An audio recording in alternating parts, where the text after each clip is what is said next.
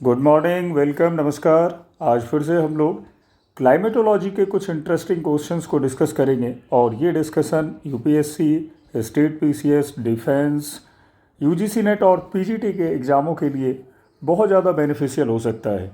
तो शुरू करेंगे हम लोग डिस्कशन। उसके पहले कुछ बातें मैं शेयर करना चाहूँगा कि बहुत जल्द ज्योग्राफी के साथ ही जीएस के क्लासेस शुरू हो रहे हैं। वृंदा एकेडमी पर आप ऐप डाउनलोड कर सकते हैं, प्ले स्टोर पर ये अवेलेबल होगा और इस नंबर पर कांटेक्ट भी कर सकते हैं। इसमें मेंटरशिप प्रोग्राम भी अवेलेबल कराया जाएगा। आते हैं हम लोग अपने आज के डिस्कशन पर और सबसे पहला क्वेश्चन है, land surface is heated more quickly and to greater extent than the water surface when subjected to equal amount of insolation। भूमि की सतह पानी की सतह की तुलना में अधिक तेजी से और अधिक हद तक गर्म होती है जब उसे समान मात्रा में सूर्य किरण इंसोलेशन प्राप्त होता है। इसका कारण है the land is opaque while water is transparent to solar insolation. भूमि अपारदर्शी होती है जबकि पानी सूर्य किरणों के लिए पारदर्शी होता है। इस तरह के क्वेश्चंस, देखो असर्शन रीजन के क्वेश्चंस को जब आप देखते हो तो हमेशा एक क्लू ध्यान में रखो कि अगर पहला स्टेटमेंट हम पढ़ रहे हैं तो हमें ये चेक करना होगा कि पहला स्टेटमेंट इंडिपेंडेंटली सही है या गलत है, इज इट करेक्ट और इनकरेक्ट। फिर दूसरे को चेक करेंगे कि इज इट करेक्ट और इनकरेक्ट।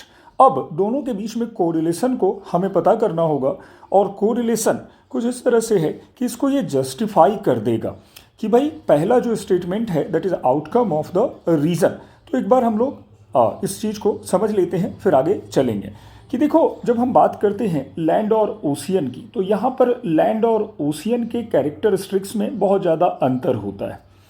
जो हमारा लैंड पार्ट है दैट कंसिस्ट ऑफ सॉइल, तो सॉइल जो है वो ट्रांसपेरेंट नहीं होता है, इसके मॉलिक्यूल्स बहुत अच्छे से जुड़े होते हैं। जबकि हमारा जो ओशियन होता है that is the body of water, यहाँ पानी है। तो जब कभी सनरेज यहाँ पर फॉल करता है तो सनरेज के फॉल होने से हम देखते हैं कि यहाँ ओशियन के पार्ट में सनरे का पेनिट्रेशन बहुत ज़्यादा होता है और सन की जो रेस हैं वो फैल जाती हैं, बहुत बड़े वाटर को वो गर्म करता है। जबकि लैंड पार्ट में हम देखते हैं कि बामुश्किल 3 सेंटीमीटर के एरिया को हमारा सनरे अफेक्ट करता है, जिससे इसका कॉन्सेंट्रेशन बहुत ज़्यादा हो जाता है और कुल मिला के इसकी हीटिंग लिमिटेड एरिया में होती है, जिसके कारण हमारा लैंड सरफेस बहुत ज़्यादा हीट हो जाता है। तो ये जो पहला स्टेटमेंट है ये बिल्कुल सही है। अब आते हैं दूसरे को, इसी के बेस पर हम लोग क्लियर करते हैं। तो लैंड इज ओपेक, भूमि अपारदर्शी होती है जबकि पानी पारदर्शी होती है।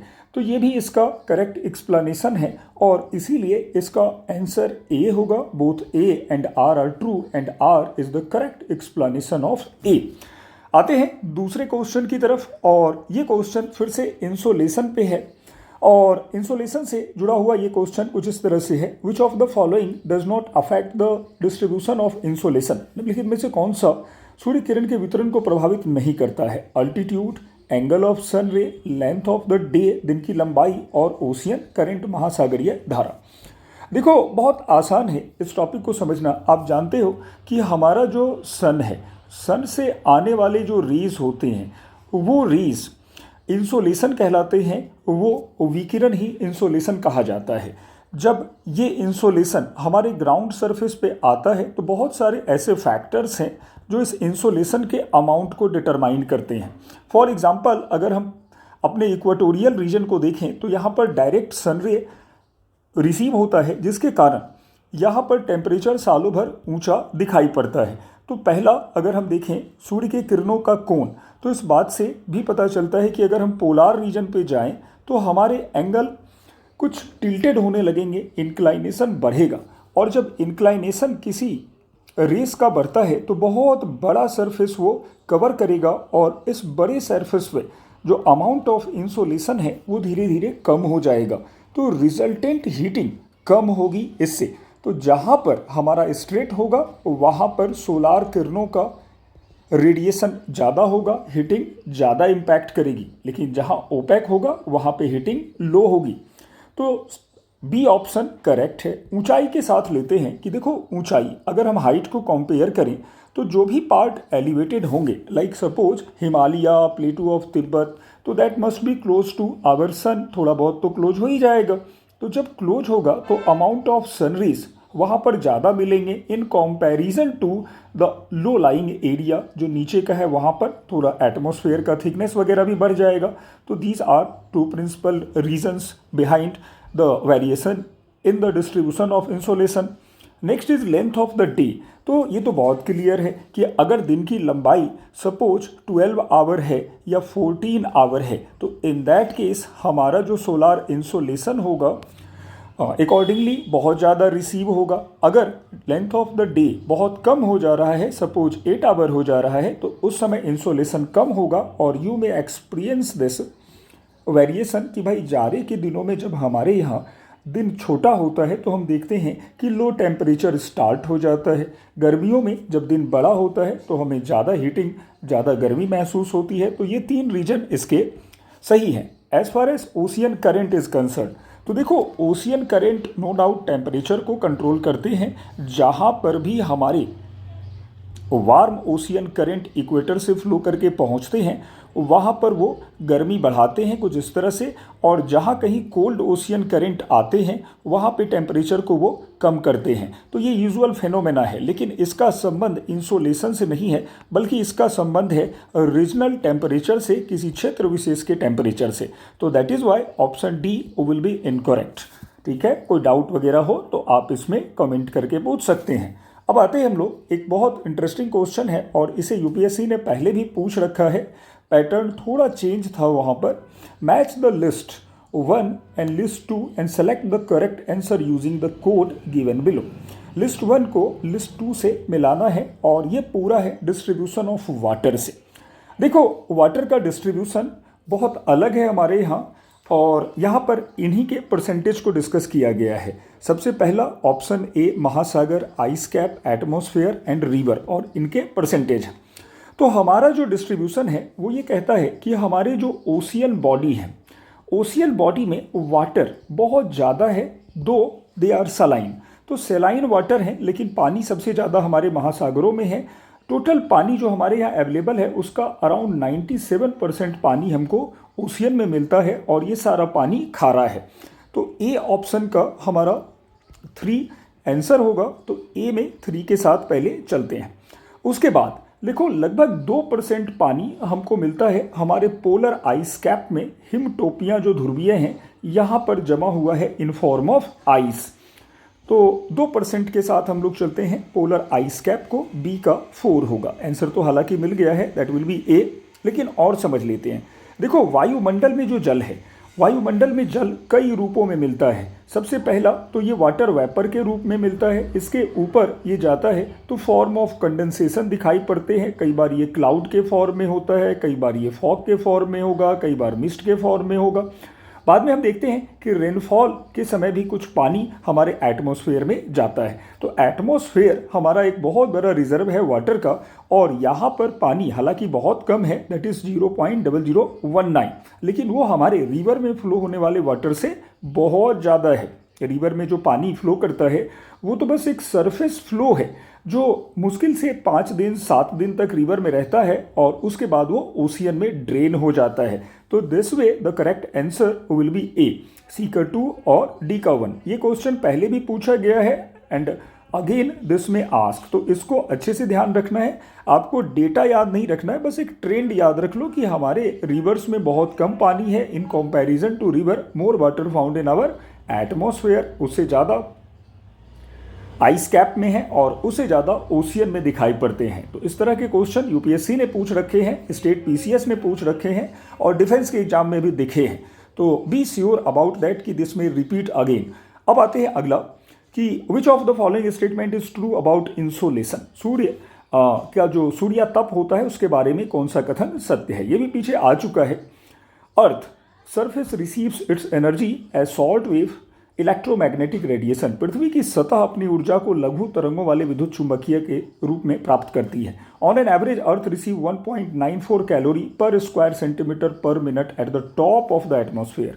औसतन पृथ्वी के वायुमंडल को ऊपरी सतह पर प्रति वर्ग सेंटीमीटर 1.94 कैलोरी मिलती है। Total insolation received at equator is 400% more than the pole. जो हमारा इक्वेटर है वहाँ पर पोल से 400% से अधिक इंसोलेशन प्राप्त होता है। तो ये सारी बातें थोड़ा सा हम लोग समझ लें, फिर चलेंगे आंसर पे। तो देखो, सोलार इंसोलेशन ये वर्ड अभी पिछले क्वेश्चन में भी हम लोगों ने डिस्कस किया कि सन से निकलने वाले एनर्जी रेडिएशन को ही सोलार इंसोलेशन कहते हैं। और सोलार इंसोलेशन शॉर्ट वेव के फॉर्म में होता है। इट मीन्स इसका जो वेवलेंथ होगा वो बहुत छोटा होगा। वेवलेंथ छोटा इसलिए है क्योंकि सन से बहुत तेज एनर्जी निकल रही है और ये एनर्जी इतनी तेज है कि उसके वेवलेंथ बहुत छोटे हो जाते हैं। जबकि वहीं अगर अर्थ के वेवलेंथ को देखें तो अर्थ का वेवलेंथ कुछ इस तरह से मिलेगा और अर्थ का लॉन्ग वेव रेडिएशन होता है। यह लॉन्ग वेव रेडिएशन का एक बहुत बड़ा रीजन है। अर्थ धीरे धीरे रेडिएशन रिलीज करती है। तो पहला स्टेटमेंट बिल्कुल सही है कि पृथ्वी ऊर्जा को लघु तरंगों वाले इलेक्ट्रोमैग्नेटिक रेडिएशन के रूप में प्राप्त करती है। और दूसरा जो हमारा रेडिएशन का अमाउंट है, तो देखो हमारे अर्थ का जो अपर एटमॉस्फेयर है यहाँ पर जो रेडिएशन रिसीव होता है इसी को इंसोलेशन कहते हैं। अपर एटमॉस्फेयर में ये लगभग 1.94 ही है, जिसको हम लोग कैलोरी में मेज़र करते हैं। और साथ में एक और यूनिट यूज किया जाता है जिसे लैंगली कहते हैं और लैंगली भी इसी को मेजर करता है। और ये बहुत बड़ी एक वॉल्यूम है एनर्जी की जो हमें सन से रिसीव होता है। बाद में ये बहुत कम हो जाता है और ये जो पूरा एनर्जी है that is just about 2 billionth of total amount of the radiation released by sun. सूर्य के द्वारा विकिरित ऊर्जा का केवल ये 2 अरबवां भाग है। सोचो ये कितना कम है जो हमको मिलता है, लेकिन इसके द्वारा ही हमारे धरती पर जितनी भी चीज़ें हैं, चाहे वो पौधों का विकास हो या फिर पोषक तत्वों का निर्माण हो या फिर जल चक्र हो, ये सारा कुछ इसी सोलार इंसोलेशन से रेगुलेट होता है। अब आते हैं सोलार इंसोलेशन में वेरिएशन कितना है। तो वेरिएशन को जब हम यहाँ पे कम मेजर करते हैं तो हम देखते हैं कि हमारा equator as being in front of the sun के सामने होने से नो डाउट बहुत ज़्यादा सोलार इंसोलेशन रिसीव करता है। जो हमारा इक्वेटर है यहाँ पर लगभग 300 से 350 के आसपास का जो इंसोलेशन है अमाउंट है वो रिसीव हो जाता है। लेकिन जैसे जैसे पोल की तरफ जाते हैं तो बहुत सारे फैक्टर्स काम करते हैं। जैसे जो सोलर रेज हैं उनके इंक्लाइनेशन बढ़ते चले जाते हैं। इवन हम देखते हैं कि हमारा जो रिवोल्यूशन है उसमें भी 6 महीना हमारे पोल पर ठंडी रहती है। तो यहाँ पर बहुत कम रेडिएशन मिलता है जो लगभग 70 से 80 के बीच में होता है। और इस तरह से जो फोर्थ स्टेटमेंट है ये भी ट्रू है। 400% से अधिक हमारा जो एक डिफरेंस है वो दिखाई पड़ता है और यही डिफरेंस डिटरमाइन करता है वहाँ के नेचुरल वेजिटेशन और क्लाइमेट कंडीशंस को। अगर पोल पे हम देखते हैं कि ये पूरा आइस कैप है तो इसका सबसे बड़ा कारण है सोलार इंसोलेशन का एडिक्वेट जो वॉल्यूम होना चाहिए वो नहीं पहुंच रहा है। अगर वो पहुंचेगा तो फिर यहाँ से आइस मेल्ट करेंगे और कुल मिला के इकोसिस्टम भी डेवलप होगा। तो ऐसी चीज़ों को एक बार माइंड में रखना है और इसमें सारे सही हैं। अब आते हैं एक और बेसिक क्वेश्चन है और आई एम श्योर कि बहुत सारे लोग इससे परिचित हैं, लेकिन फिर भी मैं यहाँ पे डिस्कस कर दूं कि ये क्वेश्चन क्या है। और इस तरह के क्वेश्चंस में आपको डायग्राम बनाना चाहिए। सीधे सीधे क्वेश्चन को सॉल्व करने में कई बार कन्फ्यूजन हो जाता है। Which one of the following is idealised global pattern of surface wind from equator to pole. निम्नलिखित में से कौन सा भूमध्य से रेखा से ध्रुवों की सतही पवन का आदर्शीकृत वैश्विक संरचना है। तो देखो, डोल drum, westerlies, trade wind and easterlies ये सारे क्या है।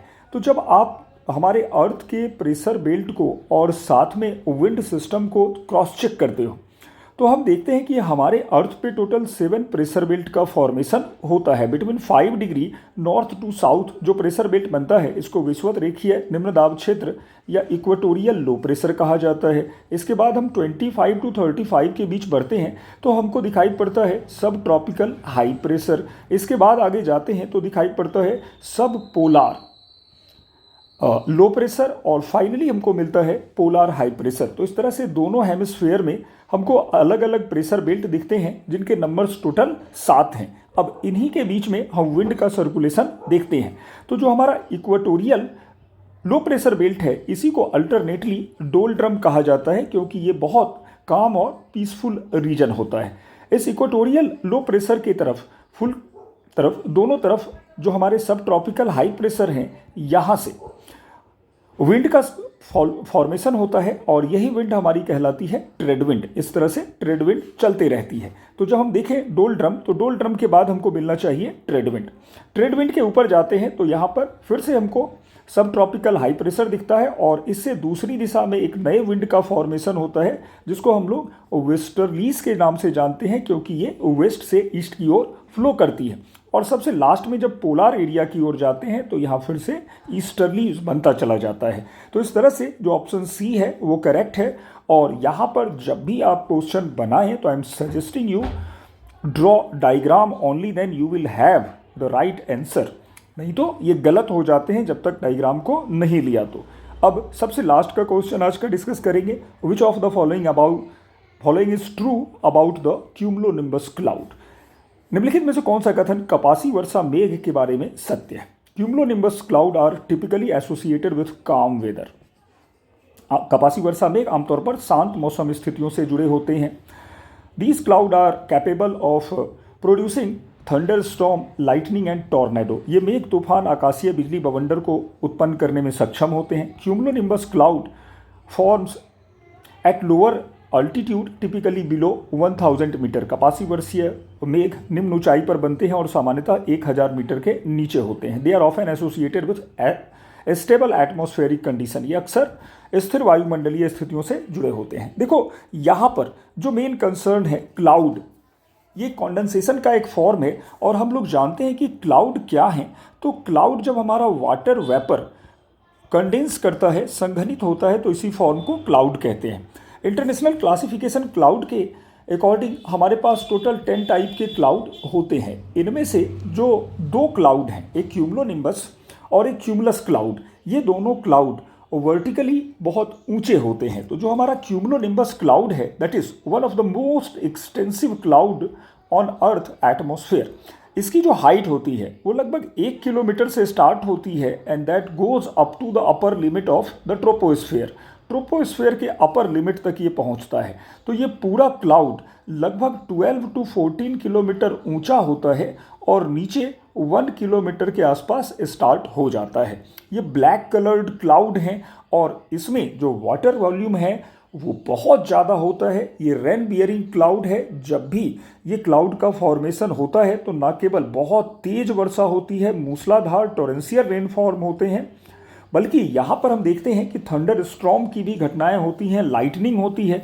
यहाँ लाइटनिंग क्यों होती है? क्योंकि यहाँ पर जो इसके आयंस हैं, इलेक्ट्रॉन्स हैं, वो 2 पार्ट में सेग्रीगेट हो जाते हैं। ऊपर पॉजिटिव का पूरा एरिया डेवलप हो जाता है, नीचे निगेटिव आयंस डेवलप होते हैं और वो धरती की तरफ खींचे चले जाते हैं। तो इस तरह से जो हमारे इलेक्ट्रॉन्स के फ्लो हैं उससे लाइटनिंग होती है। कई बार टॉर्नेडो के साथ भी ये दिखाई पड़ते हैं। आमतौर पे इनका फॉर्मेशन अगर हम देखें तो ये इक्वेटोरियल रीजन में दिखाई पड़ते हैं, जहाँ पर लैंड के ओवर हीटिंग से एकाएक बहुत सारा मॉइस्चर हमारे एटमॉस्फेयर में पहुँचता है और यही एटमॉस्फेयर में पहुँचते पहुँचते लगभग 4 बजे तक ये एक बहुत बड़े क्लाउड के रूप में डेवलप हो जाता है, जिसे क्यूमुलोनिम्बस क्लाउड कहा जाता है। इसी तरह से जब हमारे यहाँ इंडिया में हमारा जो ट्रॉपिकल साइक्लोन डेवलप होता है तो ट्रॉपिकल साइक्लोन के आसपास भी क्यूमुलोनिम्बस क्लाउड बनते हैं। इवन जब टेम्परेट साइक्लोन और टॉर्नेडो का फॉर्मेशन होता है तब भी ये बनता है।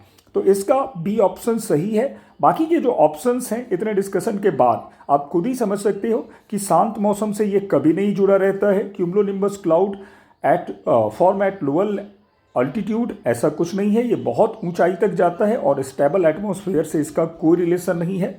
मोस्ट वायलेंट क्लाउड है ये और इससे जितनी वर्षा होती है उससे बाढ़ जैसी स्थितियां बड़े आसानी से उत्पन्न हो जाती हैं। तो ये आज के कुछ क्वेश्चंस थे। अगले सेशन में मैं कुछ और नए क्वेश्चंस को डिस्कस करूंगा। तब तक आप रिवाइज करते रहो, NCERT फॉलो करते रहो और जहां भी कोई प्रॉब्लम आ रही है, इशू आ रही है, कमेंट बॉक्स में कमेंट करें। हाँ, चैनल को सब्सक्राइब कर लें ताकि वीडियो जब भी अपलोड हो तो आपके पास पहुंच जाए। Thanks for watching.